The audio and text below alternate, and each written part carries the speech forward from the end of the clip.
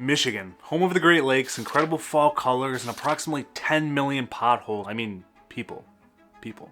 Yet, while some of us are holding on to this mitten-shaped wonder for dear life, others are packing up faster than you can say pure Michigan. But wait, there's a twist to it. Many of those who leave end up coming back. So, what's going on with that?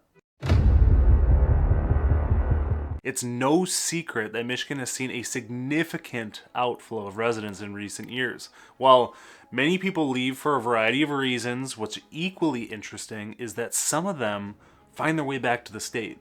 What causes this back and forth migration? Let's take a detailed look why people leave Michigan and why they return. Michigan's economy is built like an old car. It's reliable sometimes, but you're always a little nervous about its breakdown. I'm kidding.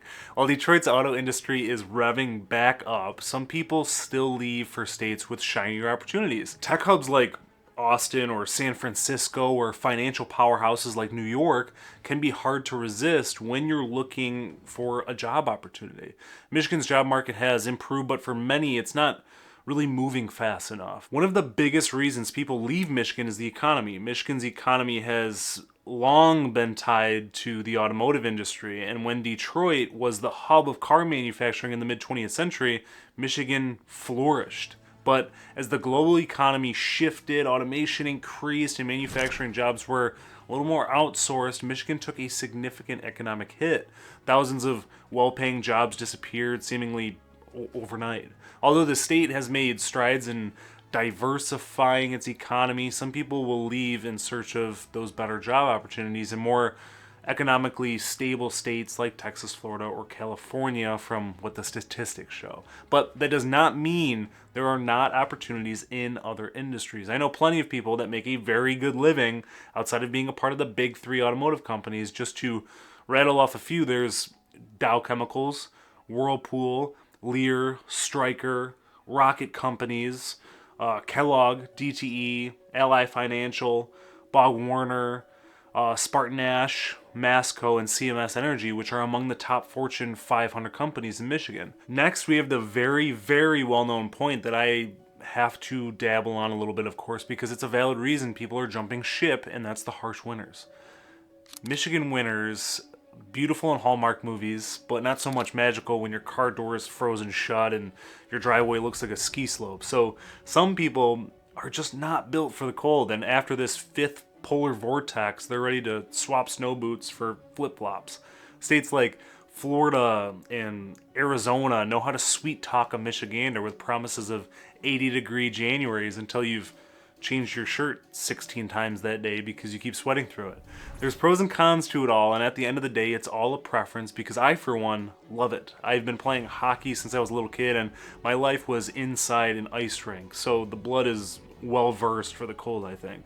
The next reason people are leaving Michigan are the urban challenges and infrastructure issues. Urban areas like Detroit have faced significant challenges over the years, while the city has made incredible strides in revitalization. We cannot downplay that. Its history of economic decline, high crime rates, and population loss is still something that looms large in the minds of many residents or people looking from the outside looking in. Suburban sprawl and the flight of businesses and middle-class families to the suburbs left Detroit struggling to recover for decades and decades and decades. Despite recent improvements, some residents still view other cities as a more stable option. For some, the comeback story isn't happening fast enough for them in Detroit, so they're moving to places that feel a little bit more put together, which is understandable. And at the end of the day, it's just that, the comment about all of it not happening fast enough. And people oftentimes don't realize how low Detroit actually was and took the time to compare it to where they are now. Is the city perfect? Definitely not, but the progress has been off the charts. Michigan's infrastructure issues also play a role. The state's roads are notoriously bad, with potholes becoming a meme-worthy part of Michigan life, but I will say in the past couple months they have made significant improvements in the department, but it tends to be a double-edged sword. From an MLive article, Michigan improved 16.2% of primary roads from 2021 to 2023, but 21.2% of roads declined during that period of time too. So despite those efforts, the roads are actually failing faster than they can be repaired. Of course, We have the constant freezing and thawing for that, the road salt, but what a lot of people don't talk about is, according to the National Highway Traffic Administration, Michigan has the highest gross truck weight allowance of 164,000 pounds, which is 84,000 pounds heavier than the federal standard.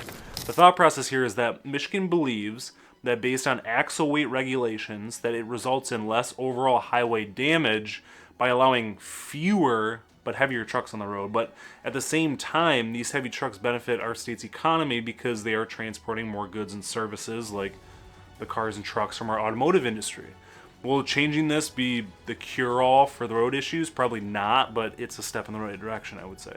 On top of that, there's also poor public transit systems in many areas that make car ownership a necessity, which can be expensive for some families because then we're factoring in car insurance too. So residents who are frustrated with these daily inconveniences may find themselves drawn to states with better infrastructure and public transportation options. The next known aspect that is a given, of course, is retirement and family conditions. Another major driver of outbound migration is retirement. Michigan retirees often seek warmer climates where they can enjoy year-round outdoor activities like pickleball, tennis, and shuffleboarding. I don't know. Florida and Arizona, for instance, are favorites for Michigan retirees looking to escape the snow. These states also have lower property taxes or no state income tax, making them financially attractive too. Outside of retirement, family plays a significant role in people's decisions to leave Michigan, but also come back. Those with family members in other states often relocate to be closer to their loved ones, of course. When it's helping with aging parents or wanting to raise children near extended family, these deeply personal decisions frequently lead people to pack their bags and move. The last point I want to talk about before switching gears to why people are coming back is the high taxes and cost of living. While Michigan has a lower cost of living than many states, some aspects of life here, such as property taxes and auto insurance rates, are higher than the national average. Michigan consistently ranks as one of the most expensive states for auto insurance, which can add a significant financial burden to households everywhere. States with lower overall costs, such as Tennessee or Texas, often lure people away with the promise of a more affordable lifestyle, but again, there's pros and cons. So there's quite a few reasons for people to run away from Michigan, and although these points are considered and known, people still come back. Why? Despite the high taxes and the growing cost of living, Michigan does have an affordable cost of living in comparison to other states across the country. Rent Cafe shows that Michigan's housing is actually 13% lower than the national average. Utilities are 2% lower, and goods and services are 3% lower, and healthcare costs are sitting around that average mark. One of Michigan's greatest strengths is its relatively low cost of living, especially when it comes to housing. In Michigan, you can buy a home for a fraction of what you'd pay in places like California or New York. I mean, we're taking a zero off that price tag most likely. This affordability is a major draw for people returning to the state, particularly families looking to settle down or young professionals hoping to buy their first home. People will argue that Michigan has a state income tax and their state doesn't, but there's a lot more factors to consider than just that point alone. And it's fairly individualized, of course. What about the state's cost of living? What about the housing costs overall? How does the cost of living compare?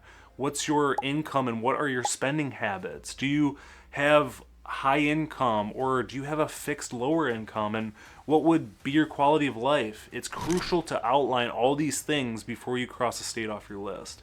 Circling back to family, people leave for family, but they also come back for it too. And outside of that aspect, people just find Michigan to have really a one-of-a-kind community. Michiganders are, I would say, a tight-knit bunch. If you grew up here, chances are you've got family and friends who've known you since you were in diapers. Moving away might seem great at first, but soon enough, people start missing tailgates, summer barbecues, and family euchre games because no one outside of Michigan knows what euchre even is. Michigan's sense of community it's truly unmatched. From local festivals to college sports rivalries, the state has a strong cultural identity that draws people back. Many former residents find that life in other states lacks the tight-knit communities they grew up with, whether it's the familiar faces, shared traditions, or just the comfort of being around people who get the Michigan way of life. The sense of belonging is just a powerful motivator for people to come back. Despite the urban challenges that Michigan has faced over the years, specifically Detroit, the comeback story has been one of the most inspiring narratives in Michigan's recent history. While the city once symbolized economic decline, it is now a vibrant hub of art, culture, and business innovation. I shouldn't say now because it's always been. It's just now it's reaching headlines and people are like, oh, that's kind of cool over here.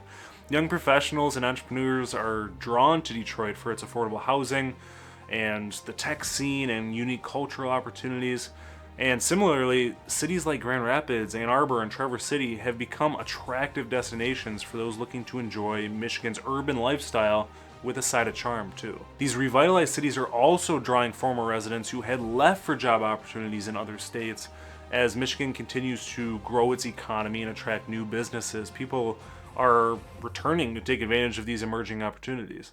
One of the heavily underrated aspects that have people missing Michigan as their home is the natural beauty and outdoor recreation. For many, nothing compares to the natural beauty of Michigan, and if you haven't been to Michigan and you're already doubting it, you got to come here and see it before you say something.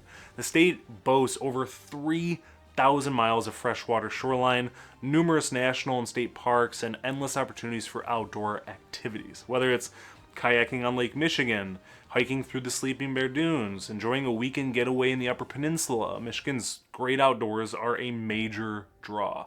For those who left for urban jungles or warmer climates, the unique serenity of Michigan's landscapes often brings people back. There's a reason people say you can take the Michigander out of Michigan, but you can't take Michigan out of the Michigander. I think someone said that somewhere. I don't know. It sounds good though. We also can't downplay the educational and cultural opportunities as well. Michigan is home to the country's top educational institutions, including the University of Michigan, Michigan State University, and a host of other reputable colleges and universities too. These schools not only attract students, but also professionals and researchers who find job opportunities tied to academics. Culturally, Michigan offers a rich tapestry of experiences, from the Motown Museum in Detroit to the Art Prize Festival in Grand Rapids. Many who move back to Michigan find that the state's mix of history, arts, and music is hard to replicate elsewhere. Last but not least, there's the Michigan spirit. There's the unexplainable magic of Michigan itself. Whether it's the feeling of a crisp autumn morning with the smell of cider mills in the air, the roar of fans at Michigan versus Michigan football games, or the simple joy of Verner's ginger ale on a summer day, there's something about Michigan that feels like home. It's the intangible spirit that draws people back time and time again.